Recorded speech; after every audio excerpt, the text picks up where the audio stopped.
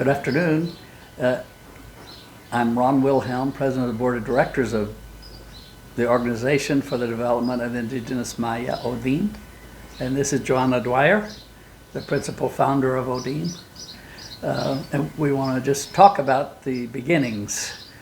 In the beginning, before there was ODIM, there was Hurricane Stan in 2005. Mm-hmm. And JoAna and several of her friends who lived around the lake began a project to help the people in the communities of San Juan and San Pablo in particular, whose lives were devastated and turned upside down by the hurricane devastation. And so talk about those first projects. Okay. There were two. One was to feed people, and we had 10,000 pounds of food, and it was distributed between the two villages. And people didn't have access. It was such a mess. And they also didn't have access to any kind of medical help. Or we had a traje project where we literally replaced traje because everything was washed away. What's traje? Oh, excuse me. Traje is the typical attire that the women wear in San Pablo and San Juan. And it was very important. They didn't have clothes to wear except what they had on at the time. And it came at night, so not easy. So people were hungry, they needed some medical help, and they needed clothes to wear. And people whose houses were washed away were staying in schools for shelter and all kinds of places just to be safe and warm. And then from there, how long did those projects go on, the traje project? Wow, it went on. The hurricane was October 5th of 2005, and we fed people in November, and the traje project kept going because women were weaving and women were doing the embroidery, and so it took a while. And we came up with the material for the skirts, the corte, and yeah, it was amazing. And people were cooperating. So if I know how to embroider and you know how to weave, then we sort of traded so that both of our huipiles were. Yeah. And then the earlier projects that still continued on into what became the organization of ODIM, after the traje project, there was a project of cultural exchange, and talk about that, about how that began. Oh, I don't even remember how it began, Ron, but that to me was a really important thing because of the racism that was so strong. And what we did is we took 5 children from San Juan and 5 children from Guatemala City, from the barrio, who were very poor, and we put them together for a week. Were these the kids from Guatemala City? Were they were the ones who lived where the trash dump is in that area? Yes, that and the railroad track. Okay. And we took those 10 kids. The first year it was boys, and we were half of the week in San Juan and half of the week in the city. And it was such an experience for these kids because the boys from San Juan, first of all, had never been to their capital city. They had never seen a stoplight. And here we were, and we had one adult for every 2 children, so we were chaperoned. And these kids would be standing on the corner and the light would change. They'd never seen a light, and there were cars still whizzing everywhere. Those kids weren't about to step off that curb. It was really interesting. Then when we went to San Juan, we were walking down the street at night in San Juan, and one of the boys from the city looked up and he went, "Wow, you have stars here." They'd never seen stars. So it was really sad. I mean, he knew there was such a thing. He'd learned that in school, but he'd never seen one. Wow. Yeah. And another project that started about the same time was the scholarship program in San Pablo. In San Pablo. Why was that started? What was the need there that you saw? Well, the need was that the kids weren't going to school. And because San Pablo is a very poor village, a lot of times, and still, children are out in the fields working because the family needs the income. And consequently, kids were not in school. And we talk about free education here, but it's not really. If you don't have shoes, if you don't have money to buy the books and all the materials that you need, the backpack and all the materials, the school supplies, then you can't go to school. And clothes. And so the need in San Pablo was great for the scholarship program. So that's why we started it there. And how many kids did you start with? Do you remember? It was running between 10 and 15. I can't remember what. I think it was probably around 10. And we had a contract with the parents. And interestingly, most of the mothers that first year, nobody could sign their name. We got thumbprints. So the mothers were not educated at all, and they wanted their children to be. And that, to me, is really, really important. And we found through the years at ODIM that the parents have to be very supportive, because if they're not, it just doesn't happen. And it's very important from San Pablo because you can't go to high school there. You have to go across the lake, or you have to go to San Juan, or you have to go somewhere else in order to go to high school. Because there's no high school in San Pablo. No. Yeah. Well, do you remember the names of some of the other people who helped you? I'm talking about foreigners, with the Traje project, or with the scholarship program, or with the cultural exchange program. Who were some of those folks who worked with you in the beginning? Wow. There's a, you're really taxing my memory. Meadow. Okay. Yes. Okay. Yes. Meadow, unfortunately, died since then. But yes, she helped. She was really supporting us. And of course, Mary Masicas, who was the first volunteer. She came and volunteered with us for a year, and she ended up being with us 2.5 or 3. Incredible. And then there were local people who also helped. And Jaime Marieco, maybe. And he was from the city, so he's the one that was working with the children in a program there. And oh wow, I remember the first time he took us through the cemetery in the city. The cemetery is larger than San Juan La Laguna, and it really frightened the children. We didn't do that again. Because, I mean, there are street signs in the cemetery. Right. It's so It's a big. city. Yeah, it is. And so that was, we didn't do that. But we actually went inside of an airplane. Of course, none of the kids had ever seen one up close, maybe high in the sky. Yeah, we went inside, and the pilot told us how everything worked. It was an education for me. But the fact that it was a cultural exchange, I think, helped a lot. And a lot of these kids that were in the program through the years, of course, they're grown now, and they speak to me, and I'm going, whoo, how do I know that person? But they remember the things that we did. And I think it left a lasting impression to know that for the Maya kids, that Ladino people really are okay, and vice versa. And we said, oh no, this isn't bilingual, this is trilingual. And we would put names on the chair in English, Spanish, and Zutujil. So we called it a trilingual program, and a cultural exchange for all three.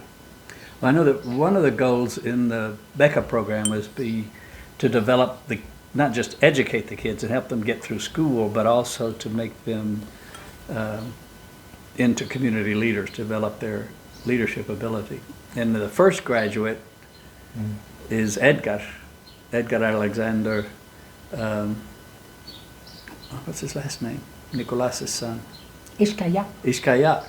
I don't know some of the other graduates, what they're doing. I don't know if you know.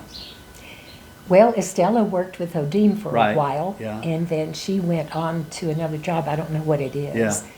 But Yes. she's the sister of Adonias, who was a very strong incentive for me to continue. Yeah. Talk about Adonias a bit. I met Adonias when he was 7 years old, and he was born with a spine that went in 3 directions. Very strange. And the prognosis for him from a pediatrician from Spain who worked around the lake was that he was not going to live another 3 years because his lungs were being compromised. He had had a kidney infection since birth, they thought, and he was in constant pain. And he just thought that was the way life was. And our job was to feed the family until his nutrition was at the point to where he could survive surgery. You don't operate on somebody who's malnourished. And so we did that.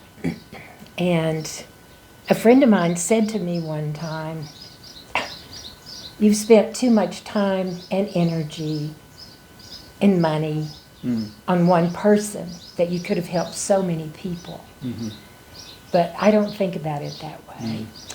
And I call Adonias our starfish child. And that story, I think everybody's familiar with, is there was a little boy walking down the seashore, and there was an old man behind him, and the little boy, the tide had come in and washed in a whole bunch of starfish and had gone back out, and these starfish were dying, and the little boy would walk along and pick up one and toss it right back in the ocean. And the old man said, "Why are you doing that? There are thousands of starfish on the shore." And the little boy, he said, "It doesn't make any difference." And the little boy picked up one and tossed it into the ocean, and he said, "Makes a difference to this one." And I believe that Adonias will go on to help many, many people in his life. In fact, he's in Guatemala City in school and intends to become a doctor. Yes. So hopefully we'll get him back here locally I hope so. and working at OD. Yeah. Okay, so somewhere around 2008, the Iglesia Evangélica Nacional Metodista Primitiva de Guatemala asked you to do something with this old building in San Juan that had been abandoned for 15 years. Right. And so talk about the beginnings of that. What happened, that was really interesting, and I still can't figure out exactly how they found me, but they did. And, well, yeah, because of my connections with the national church here. Yeah.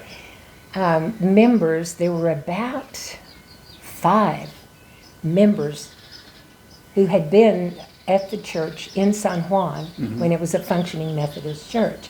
But it had been 15 years since that church had functioned. And they came with all the documents from the church to guarantee that that's exactly, and that they had some authority.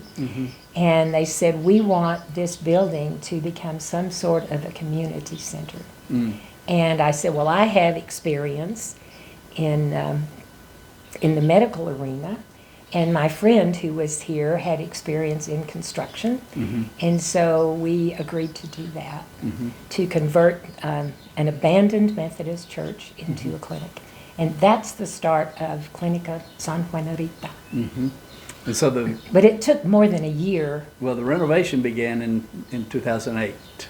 Okay. Yeah. Okay. Because I brought the first team down from North Haven United Methodist in Dallas.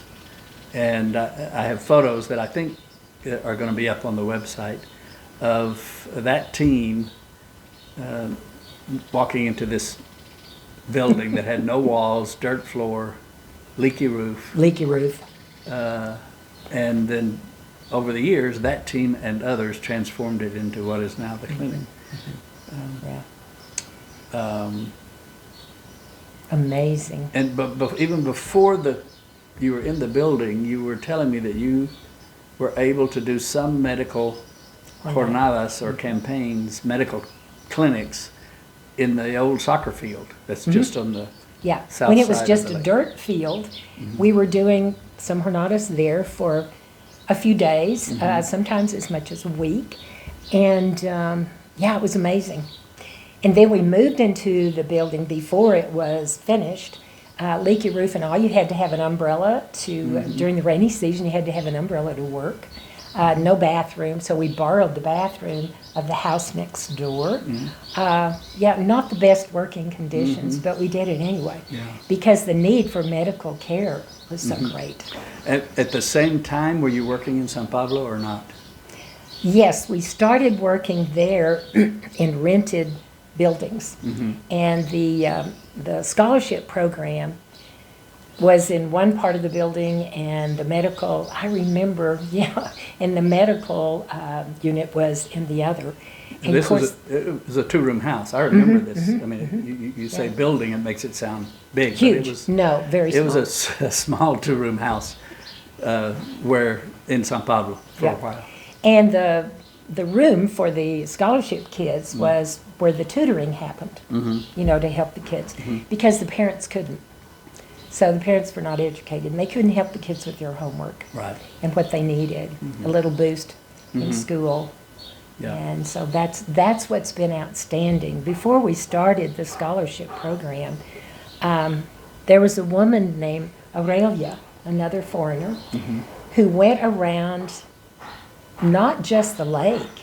She looked at scholarship programs in Shela. She looked in Nawala. She looked at all around to see what people were doing with scholarship programs. And we sort of just extracted the best ideas. And tutoring was not that usual, but very important, Yeah.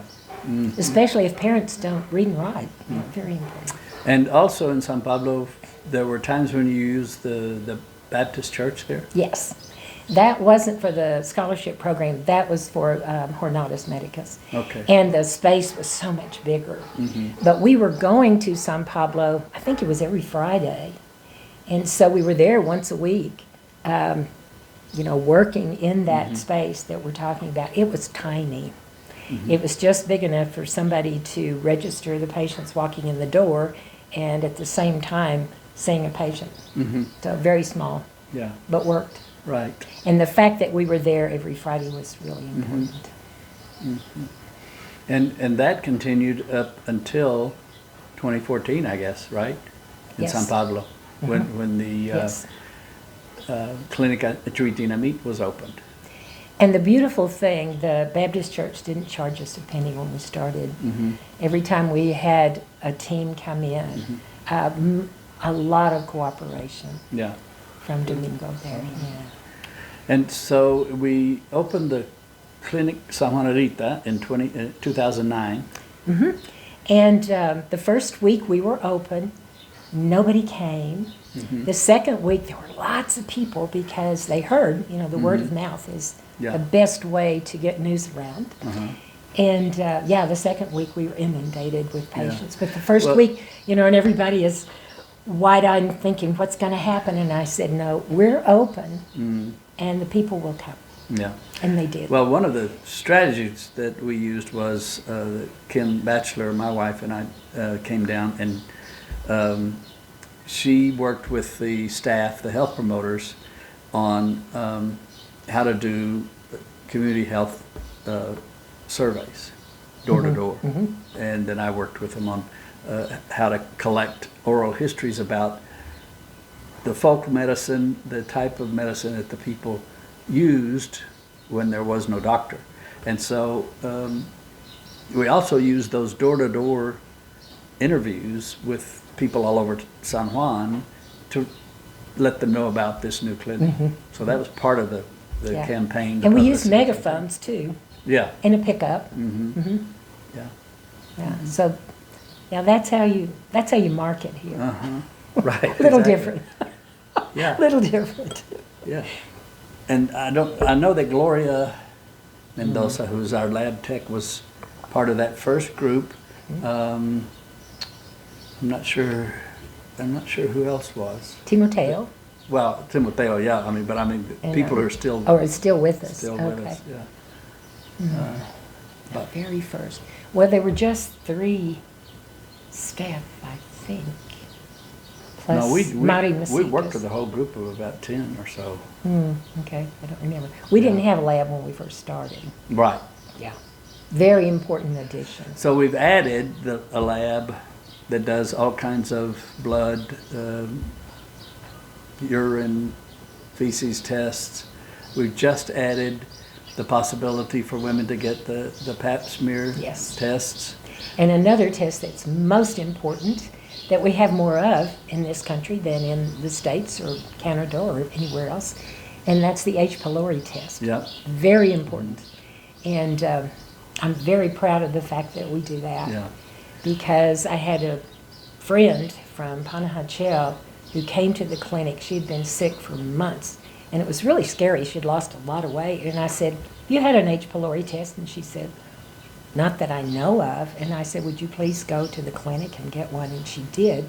And she was diagnosed and treated, and she's doing fine now. Oh, good. So it's really what's happening in the clinics is so important. So important. And the education programs have expanded, and that's through the work of nursing students from Emory University. Yes. Came down a couple, maybe 3 years in a row, and did different kinds of research projects and determined that we needed a program for diabetes patients and a program to deal with chronic malnutrition in babies. And so from those two, the programs that developed were the Caminemos Juntos, the Let's Walk Together diabetes care program, and the Mamá y Yo Saludable, the Healthy Mommy and Me program. Which started as a nutrition program Yeah. and then developed into that. And then we added, within the last 5 years, we've added the adolescent health program to try to deal with early teen pregnancy. And we originally were doing home constructions for several years here in San Juan and in San Pablo, and then we have switched in the last 3 to 5 years to installing O'Neill efficient wood burning stoves and eco filters, water filters, to combat the gastrointestinal and respiratory illnesses that so many people face. Yeah, I have a friend who's Quiche, whose mother died at age 54 from lung cancer.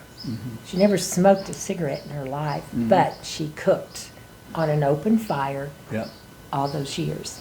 And so, yeah, respiratory problems and children being burned and the smoke.